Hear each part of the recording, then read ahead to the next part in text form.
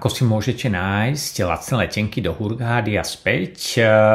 Ak sa chcete pozrieť na to, ako to robíme my, tak ukážeme vám pár tipov.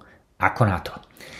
Takže prvý krok, používame najčastejšie stránku kiwi.com, takže keď prejdem na stránku, úplne ideálne, pokiaľ ste flexibilní a nemáte nejaký presný termín, tak prvú vec vyberám letenku spiatočnú a dávam Bratislava a okruh 250 km, čiže blízke letiská.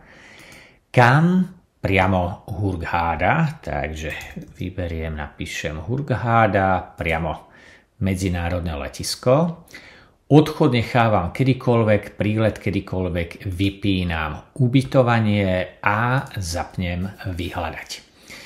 Takže napríklad dnes máme termín septembrový, takže máme 15. septembra 2024. Ak sa mrkneme na to, tak najlacnejšie letenky do Hurghady priame vieme nájsť už v cene od 99 € na osobu. Cesta tam aj späť.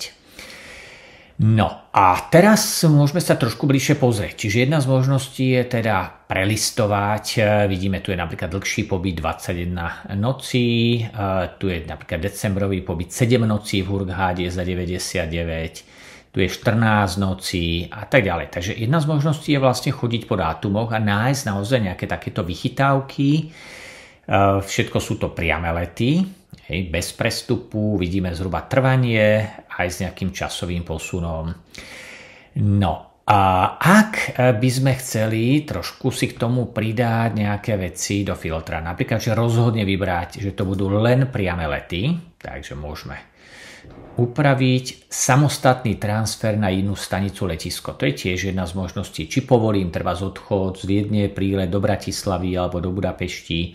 Takže pokiaľ idem autom, tak je lepšie toto vypnúť. Ak som flexibilný, tak nechávam to zapnuté. Takže povoliť návrat, odchod. No a teraz tu je otázka batožiny. Samozrejme tieto ceny sú len s úplne tou základnou malinkou batožinou. My keď chodíme spolu s manželkou, nám to vo väčšine prípadov stačí, pretože v Egypte je celoročne teplo. Takže v podstate všetko, čo potrebujeme, tak sme schopní nabaliť do takejto malinkej batožiny. Ak ale chcete, tak odporúčame treba pri troške viacej veci doplniť príručnú batožinu a vidíme, že tie ceny trošku už výjdu. Príručná batožina znamená, že máte dve batožiny, ktoré nečekujete dole, ale je to jedna menšia a jedna väčšia batožina, ktoré beriete so sebou do letiska a dávate si ich vlastne hore do úložného priestoru.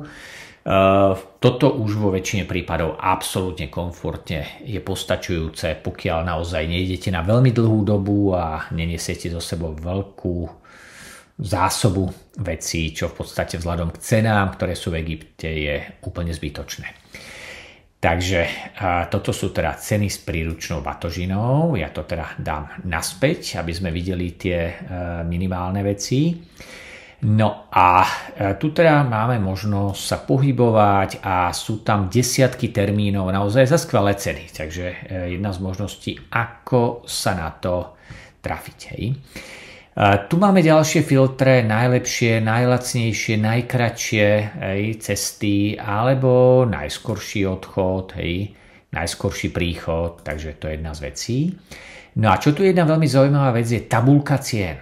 Takže ak chceme trošku si upresniť hľadanie, tak ak sa pozrieme na tabuľku cien a máme tam nejaký výber termínov, tak vidíme treba z najbližšie ceny, ktoré vychádzajú, návrat, treba z odlet a návrat. To znamená, je to cena už vlastne spiatočná za letenky. Ak sa budeme pohybovať po jednotlivých dňoch, tak je to tu vždy nejak krížovo. Takže táto voľba je zaujímavá vtedy, pokiaľ sme v stave, že máme presný termín. Čiže chceme ísť v nejakom období a nemáme tam nejakú flexibilitu a pohybujeme sa vlastne v takejto vrstve. Takže Tu si viete vlastne týmto spôsobom dávať odlet 22 a vidíme, že veľmi dobrý termín, čo ja viem, 1.10.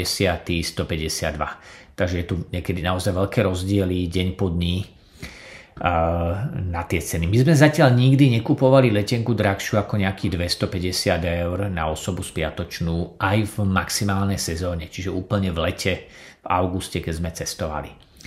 Takže skutočne dá sa tá Hurghada veľmi pekne dať. No a samozrejme tretia z možností, ako postupovať, je upresniť si svoj odchod. Takže ak viem, že mám tam nejaký presný interval, takže vidíme tu nejaké ceny, treba chceme ísť niekedy v novembri, takže mám tu treba prvý týždeň, vidím, čo je veľmi zaujímavá cena, 49 eur, 4. novembra odchod.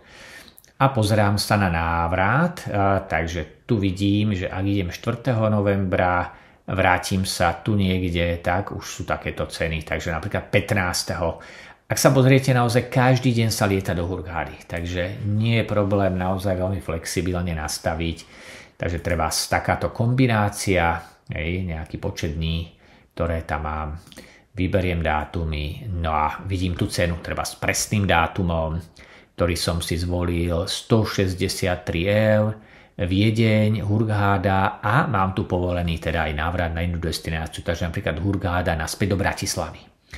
Takže ak mi vyhovujú časy, môžem brať. A ak mi nevyhovujú, mám tu nejaké iné možnosti návratu.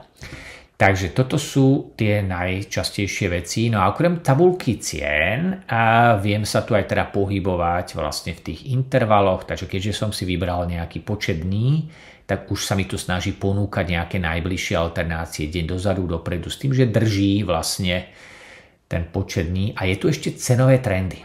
Takže ak prejdeme na cenové trendy, tak viem sa pozrieť, ako zhruba sa asi pohybujú v jednotlivých obdobiach cesty do Hurghady, čiže kde sú nejaké priemerné ceny v danom období, v ktorých viem zakúpiť letenku.